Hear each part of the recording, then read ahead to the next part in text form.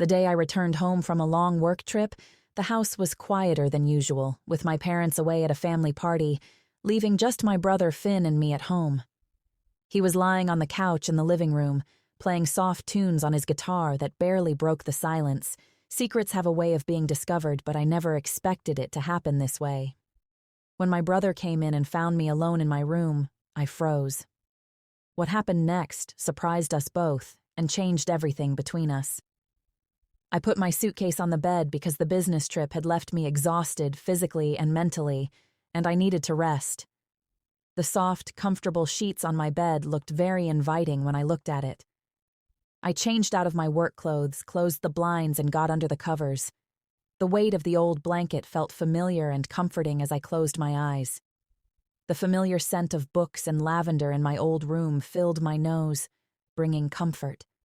The stress from the trip began to fade away. My thoughts turned to my brother, his playful smile and how it felt when he hugged me. Though I had seen him just a few months ago, he seemed different now. He had grown taller and there was a new confidence in how he moved and carried himself. These changes caught my attention in ways that made me feel confused. I moved around under the covers, feeling restless. My mind kept going back to thoughts of him, a touch, a smile, moments from our childhood that now felt different. Somehow these feelings were hard to understand. A mix of curiosity and thoughts I knew weren't right. He's my brother. I reminded myself, trying to push these thoughts away. I picked up my phone, hoping to think about something else. I started watching the TV show I had been following before my trip. The episode began with a romantic scene that stirred up more confusing feelings, echoing the thoughts I was trying to ignore. That's when the door creaked open and I froze. My eyes met Finn's, and his look seemed more intense than usual.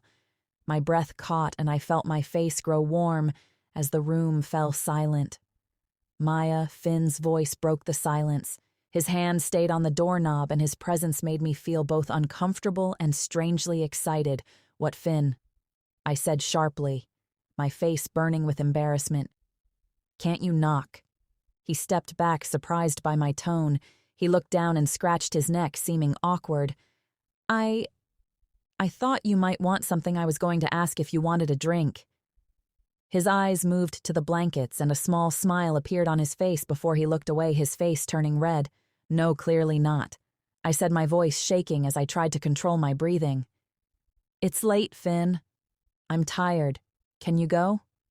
He paused, shifting his weight as if thinking hard about something. Then he looked back at me, his eyes showing a mix of tension and something I couldn't quite name right. He whispered, "Sure, I'll go." He started to leave his hand on the door when I suddenly said, "Wait." It felt reckless, but I couldn't stop myself. He stopped, his hand still on the door, and his expression changed to show curiosity and confusion. A silent question hung in the air between us. I started trying to find words to explain why I had called him back, but couldn't. Finally, I just said, "I'm sorry for snapping at you." He nodded slightly, his eyes meeting mine briefly before looking away. The tension felt different now, heavier and somehow more personal at that moment as he looked at me. I had no idea what he would do next. His eyes moved to the blankets for justice, he said softly, but his voice had a new intensity that made my heart beat faster. I should have knocked. We stood there quietly, the awkwardness changing into something more complicated and intense. He was so close and the air between us felt electric with unspoken questions, tempting us to say more. Finally, he broke the silence, his voice barely above a whisper, so he said, looking back at me, trying to catch my eye, "What exactly were you doing in here?" I felt my face getting hot again and I groaned, pulling the blanket over my head. The warmth under the covers only made me feel hotter. "Oh my goodness, Finn. Can we please not talk about this?" He laughed softly, the sound warm and gentle, and it made me shiver, slightly relax. He said, "Maya, I'm just joking with you," he said. Walking closer to my bed, his movements were careful and slow, as if he knew he was entering dangerous territory, but couldn't help himself. I looked out from under the blanket and glared at him, trying to get back some of the control I had lost. "You're such a pain," I said.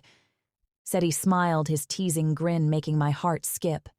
He sat on the edge of my bed, his body close, his presence feeling much bigger than the small space he was taking up maybe. "But you care about me anyway?" He said. I didn't answer. I wanted to tell him he was wrong, but I knew he wasn't. These new feelings were getting harder to ignore. The quiet that followed felt heavy, and I could feel him looking at me like he could see right through me into the thoughts I was trying so hard to hide. I pulled the blanket tighter, as if it could protect me from the feelings that were starting to take over, so he started trying to sound casual. "Who were you thinking about what?" I looked up quickly, staring at him with my face burning. "No one I wasn't." "What kind of question is that?" He shrugged, looking annoyingly calm. "I'm just saying you seemed really into it. Must have been someone special." His eyes held a question, showing both humor and something else. "I couldn't quite name. It was just a TV show." I said quietly, trying to sound unbothered. "Oh, really?" He said, his voice changing, becoming more intense, making my heart beat faster. What was so special about that TV show? I didn't answer. My mind was racing and my face was turning redder than I could control. "Maya," he said softly, his voice low. His eyes stayed on me, making my skin tingle with unspoken want, a mix of danger and excitement that was hard to resist. As his eyes moved to my lips, I felt the heat growing between us, telling me that everything was about to change without us even knowing it. The silence in the room felt alive, like a heavy blanket around us. I could feel his stare like a real touch, making my skin tingle with nervous excitement. My heart was beating hard, and I knew we were standing at the edge of something completely unknown. Finally, he moved, his hand gently touching my skin as he came closer. "Maya," he said quietly, his eyes meeting mine. "Tell me to stop." His fingers traced my jaw, sending shivers down my spine, and I could almost feel his breath on my lips.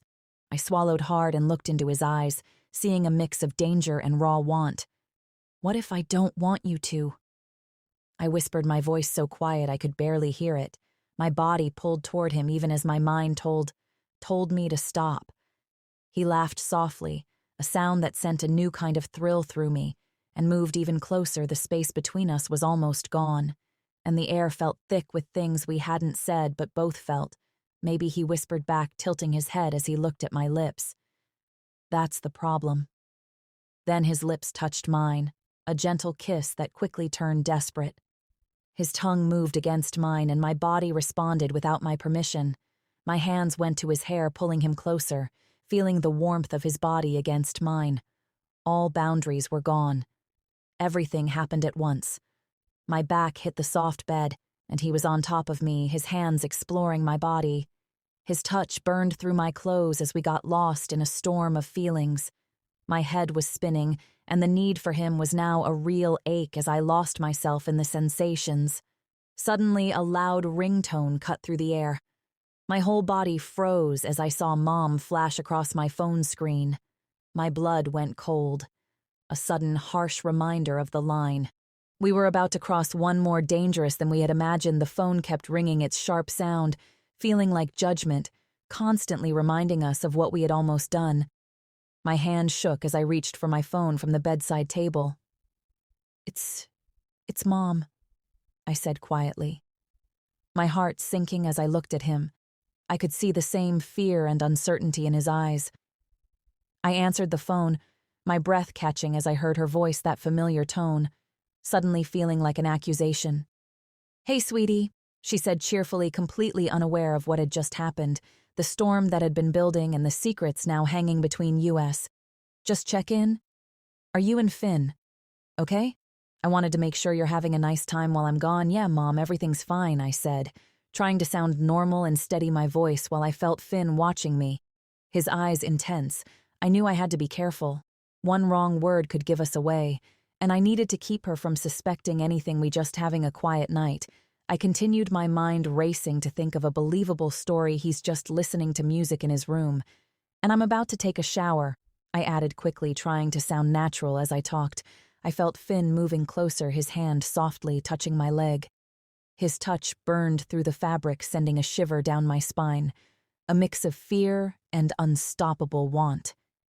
He was so close now that I could almost feel his breath on my skin, and his hand moved up my thigh as if nothing could stop him anymore. "That's good to hear." She continued happily.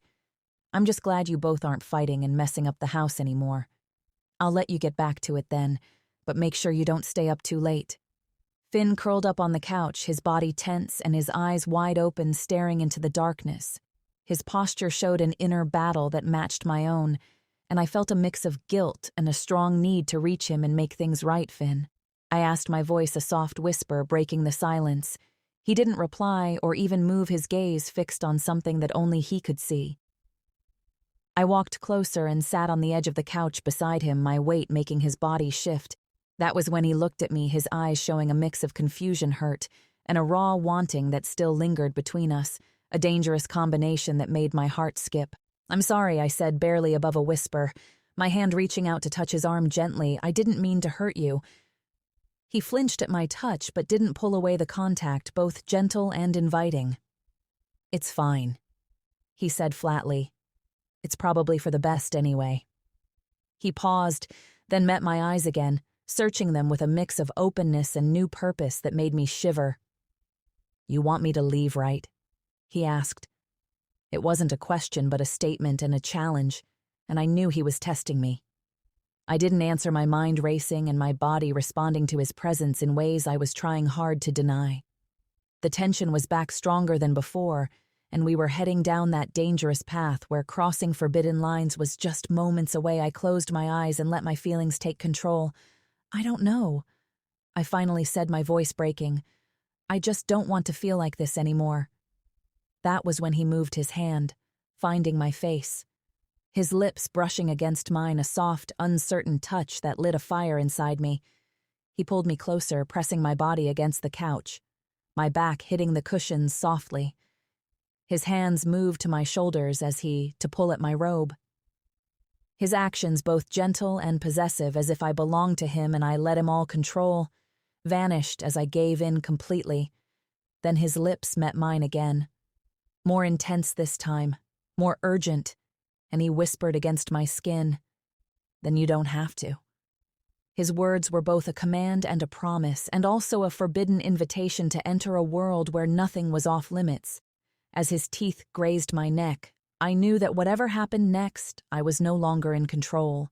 I was about to let him take over and surrender to a desire too powerful to resist. What happened next left me breathless.